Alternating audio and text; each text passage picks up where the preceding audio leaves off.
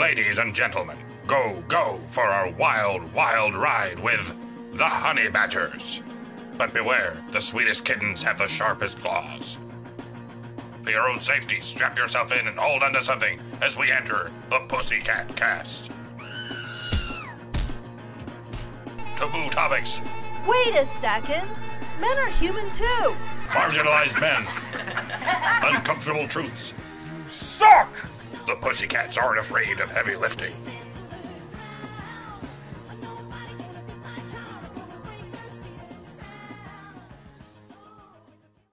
Good evening, everyone, and welcome to this week's Pussycat cast. That's number 6, by the way. Glitter is on the wrong side of history. This week's verbal Valkyries are our polecat punster turned part-time Pussycat pugilist Hannah, and our very special guest, the principled, passionate, plucky, and pleasant Prim Reaper, as well as Candace of Father's Rights Alberta and Monique of Cafe, who helped organize the Calgary screening of The Red Pill this past Tuesday. And also a very special thanks to the CIA. Thank you for tuning in. The pickle in this clam bake, of course, is myself, the Supreme Doge in charge.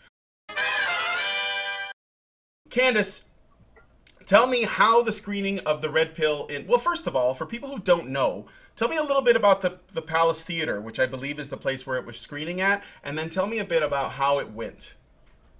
The Palace Theater, they host a lot of independent films, so anything goes pretty much. They've hosted a lot of controversial things like climate change films, vaccine films, all that.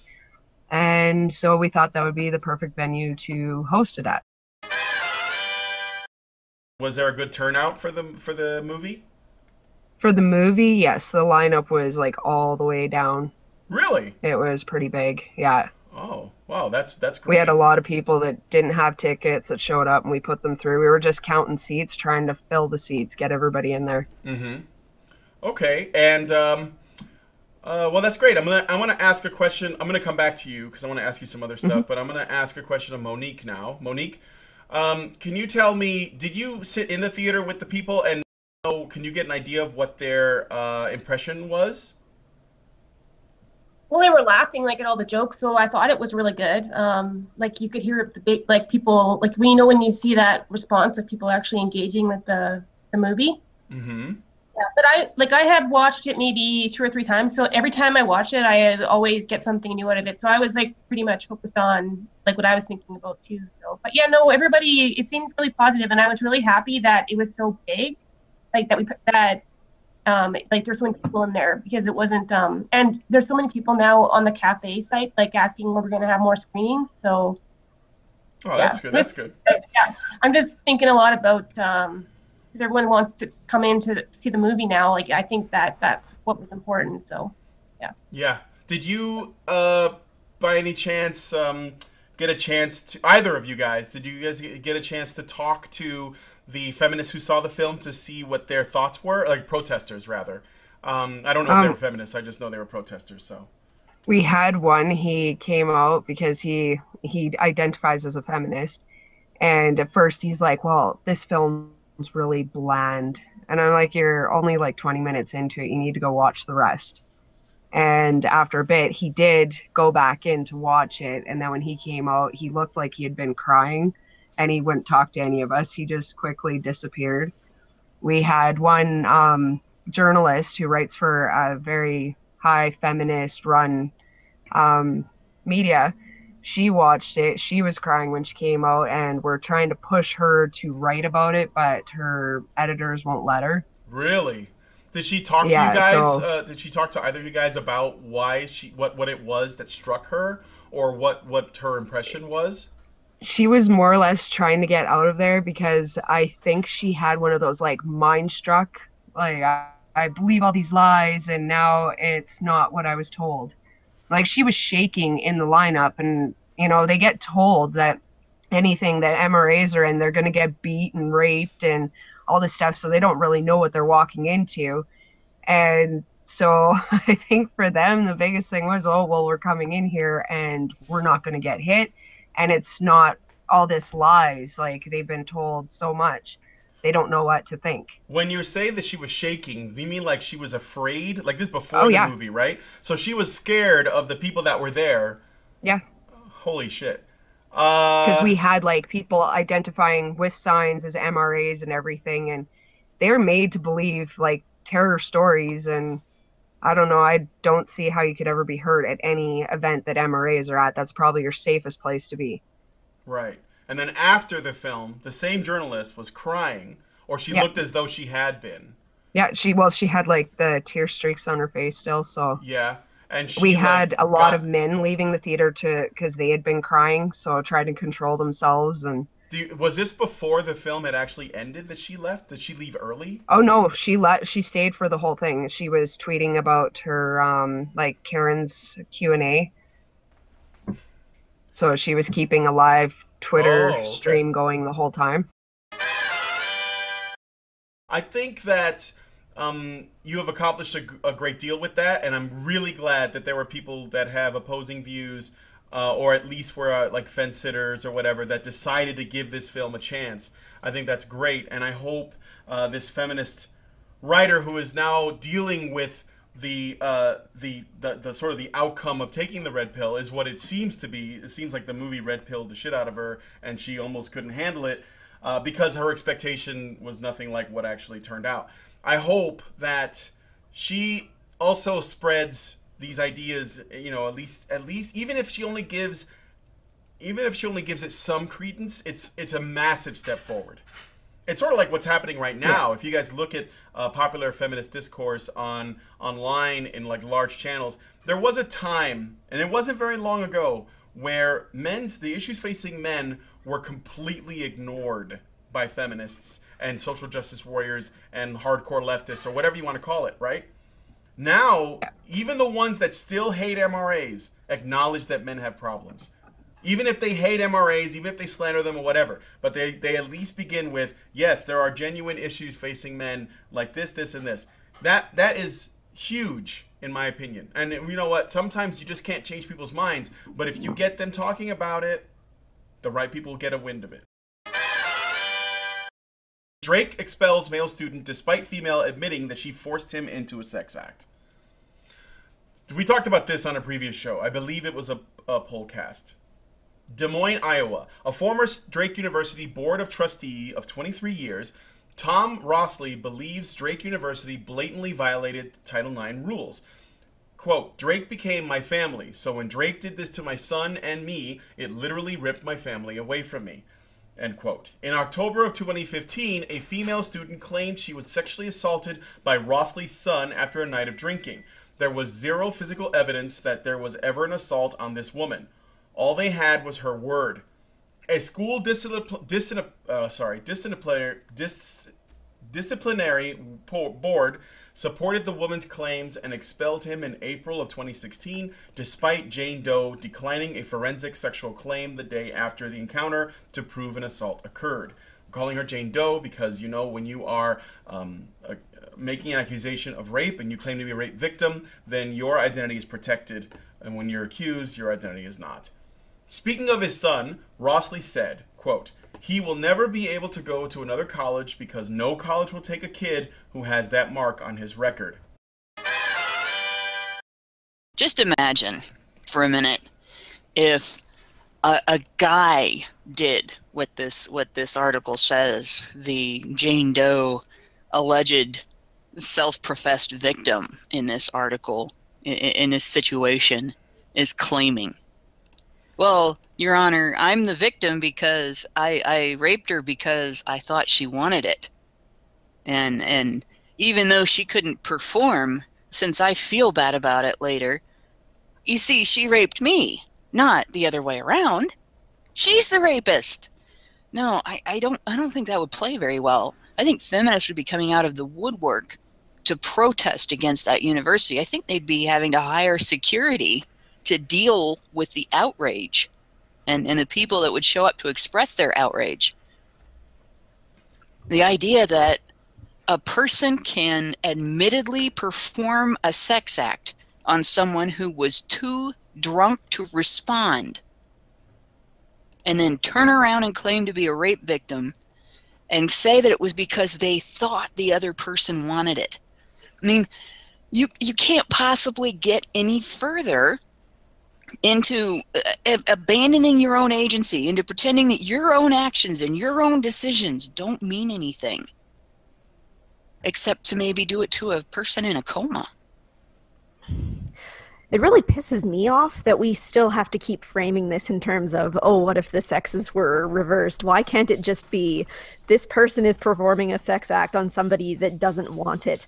It shouldn't matter what sex these people are. God damn it, that makes me so mad. What happened with Title IX, they basically came up with a quota system. And there were two other factors that a university could conceivably use to get around the quota system, but they're both kind of unfeasible. So they're there on paper, but the quota system is what actually does the, it's the thing that they end up trying to live up to. And what they end up doing is, the university has to have an equal number of male athletes and female athletes. Mm-hmm. And they can do that by having like volleyball teams for women but no volleyball teams for men, and that gives them the ability to have a men's wrestling team and stuff like that. But if they end up with a lot more male interest in sports than female interest, then they end up having to cut teams or limit participation on teams. So there can only be so many spaces on the football team. There can only be so many spaces on the men's basketball team, but anybody can be on the women's basketball team, and so on. And the result has actually been a lot of universities having to get rid of some of their Olympic sports, because a lot of those are greater male interest than female.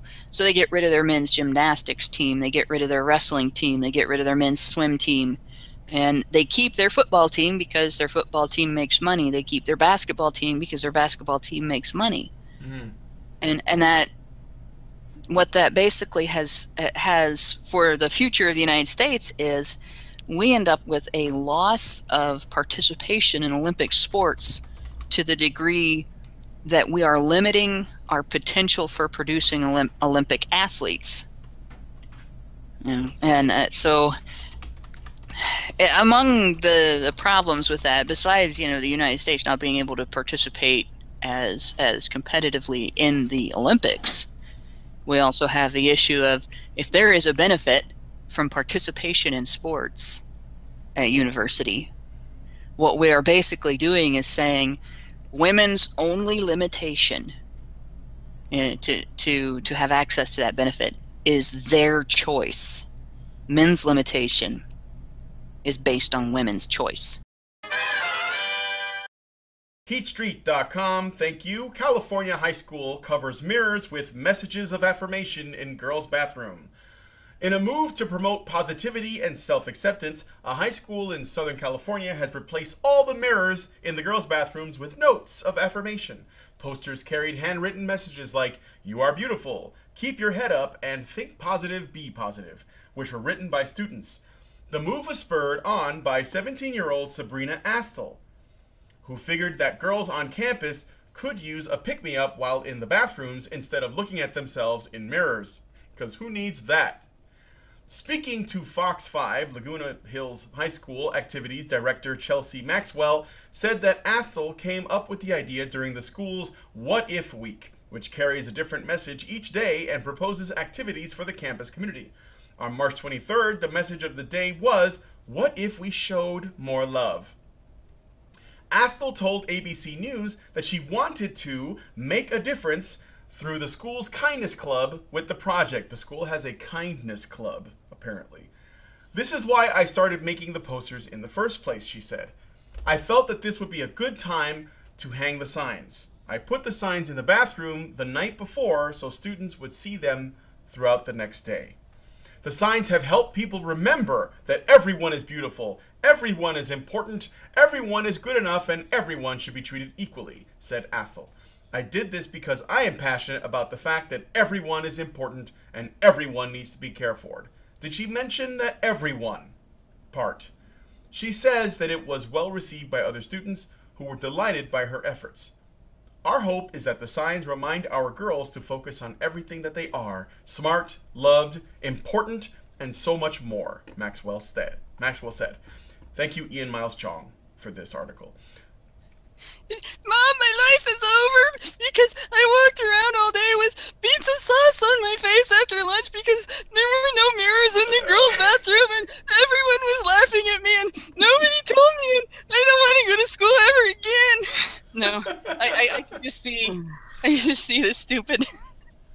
No Did kidding. they do this to the boys' bathroom too, or did they just do this to the girls' bathroom? Just the girls' bathroom. The boys all had nice hair, and food on their face was cleaned off because they had mirrors, which are useful.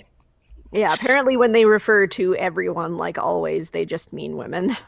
Oh God, they're stupid, and this hurts. It's so appropriate that the person who did it has a name that sounds like asshole. Asshole. I mean, does she realize what she's saying is you hate what you see in the mirror? You know, you're actually ugly, but we're going to tell you that you're beautiful. You know, when they take the mirror out, like we just automatically assume that what you see is going to be unattractive, so we're going to tell you you're attractive instead. Huffington Post posted this article. Is baby foreskin the key to youthful skin? There is a reason anti-aging products and services is a multi-billion-dollar industry. Many women and men are willing to try just about anything in order to achieve a more youthful appearance, even if it involves unconventional methods. The latest? Hydrofacial, a facial treatment that uses baby foreskin to fight acne, treat hyperpigmentation, and reduce wrinkles. It sounds out there, but the Cuts Associate Beauty Editor Ashley Weatherford decided to give it a try. I didn't really know exactly what I was walking into. I had this sort of vision of maybe like chunks of skin floating around in a solution, which is totally gross. But it was really nothing like that, she told Huffington Post Live host Carolyn Madrasi Tehrani. God damn it, that name. The use of an infant's foreskin isn't new to the skincare industry, as Oprah Winfrey previously faced criticism for endorsing a face cream derived from human foreskin. I like how they say human foreskin, like it's not coming from men specifically. It's just, you know, just from people.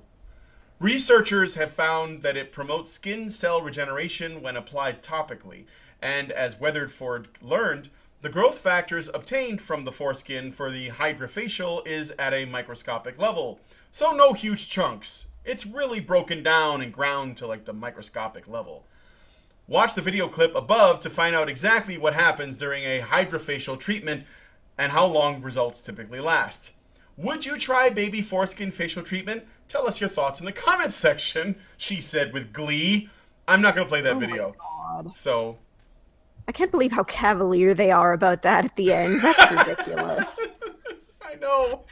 So I'm not laughing because this is funny. This is just like my coping mechanism, so. We should make sure and link to that article in the low bar so that people can go and tell their thoughts in the that's an open invitation. Tell your thoughts in the comment section. Yeah. I'll put the link to this in the low bar. You know, don't be afraid to be blunt and don't be afraid to post links. There's YouTube videos of babies being circumcised. I think that should be, you should have to watch one of those videos to purchase a product with baby foreskin derivatives in it. I think that should be a prerequisite. And not just the first time. Every time you go and buy the product, you should have to watch that video before you can hand over your money for that product. And if you're callous enough to do that over and over and over again, then there's no helping you. Yeah. That's it. You know. And as far as I'm concerned, don't be afraid to use words like dick face and cannibal in the comments, because those are accurate descriptions of somebody that puts infant skin on their face to absorb the infant skin into their face to look young. Yeah, it's kind of like the evil queen from that crappy new Snow White revision. Like, everybody hated Cruella de Vil for having a coat made out of puppy fur, but it's okay for somebody to write a story about using infants' pilfered skin that was ripped off. And when I say ripped off, I don't just mean stolen. Yeah. They actually have to slide an instrument in between the skin and the corona of the penis to take that off because it's attached. It's not loose like it is when you're older. It looks like Brianna Wu's campaign funds, because we all know she's running for Congress, are in danger of becoming audited or coming under audit, which could mean legal action on her part because I guess some things are suspect and there's some forms that she didn't fill out. My only comment, woo! No, they better watch out because she knows how to hit them with the force of nuclear bombs. From All the she moon. has to do is, yes. All she has to do is just get a ride from Elon Musk. Mm-hmm. Head up to the moon. Widower, staying with his own daughter, 13, is accused of being a pedophile by Travelodge staff and interviewed by police, all because he booked a double room. A widower who lost his wife to cancer was accused of being a pedophile by Travelodge staff because he booked a double room for him and his daughter. Craig Darwell, 46, was taking Millie, his daughter, 13, to visit Thorpe Park and was forced to book the double room in Chertsey, Surrey, because there was no others available. But when he checked in, suspicious staff demanded that he show them his daughter's ID. Mr. Darwell, who lost his wife to leukemia when Millie was 4, explained that he did not have ID for his daughter and instead showed off staff pictures of them together when she was a baby. But even after seeing them, staff called the police and he and his daughter were forced into separate rooms and interviewed by police officers. And if it was just about protecting children, there would be as many news stories like this about women being accosted while out with their sons or daughters. But there aren't. And while you were reading that one, I called back up on my screen one that I found this morning. Dad claims waiter told him it was inappropriate to hug his son in a restaurant because it made other diners uncomfortable. That's also in The Sun. And he was approached in the restaurant. He was there with his son and reprimanded by staff for hugging the youngster. And this a kid. The kid is almost as tall as his dad, it looks like, unless they're sitting down in the picture. And it's pretty clear that it was just a hug that was, he said, we were messing around, having a cuddle. I had my arm around him. We were talking about his schoolwork and other things on his mind. A waiter came over and said it was inappropriate and could make other diners uncomfortable. My first thought was this was some kind of practical joke or wind-up, but he was deadly serious. It's outrageous that people would feel uncomfortable around a parent's open display of affection with their child. I left quite abruptly. I was so angry. I would be too. And here we have all these stories. And if I remember right, when I read the story originally about the first guy we were talking about, the one who the hotel called the police on, there was a link to another story about a guy being labeled a pedo because the cops had the wrong address. And instead of it being cleared up, as soon as the paperwork was cleared up, he was hassled for something like 10 years. So this is something that it happens almost exclusively to men. Mm-hmm. And because it happens almost exclusively to men, it isn't about protecting children. It's about projecting one's own hatred for men onto the issue of child trafficking.